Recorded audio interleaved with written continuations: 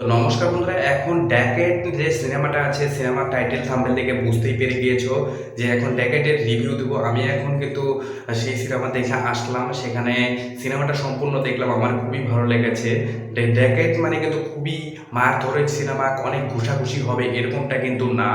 এই সিনেমাটা কিন্তু স্পেশালি একটা প্রেমের কাহিনী। আমি ড্যাকেটের মানেটা সম্পূর্ণটা দেখলাম, যে এটার মধ্যে আপনি যদি কোনো প্রেম করেন বা আপনার ব্রেকআপ হয়েছে, তাহলে কিন্তু এই সিনেমাটা আপনাদের খুবই ভালো লাগবে, মানে তোমার যেই দেখো না কেন।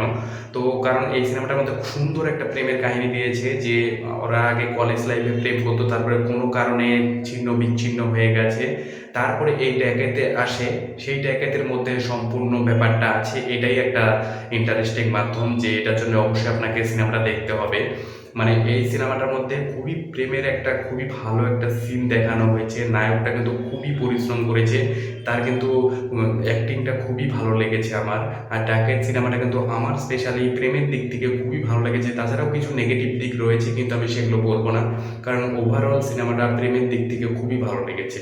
তো আপনাদের কেমন লাগে অবশ্যই দেখে জানাবেন, আর যারা যারা দেখেছো অবশ্যই কমেন্ট করতে ভুলবেন না। ভিডিওটা ভালো লাগলে লাইক কমেন্ট শেয়ার করে অবশ্যই সাবস্ক্রাইব করবে এরকম টাইপের আপডেটের জন্য।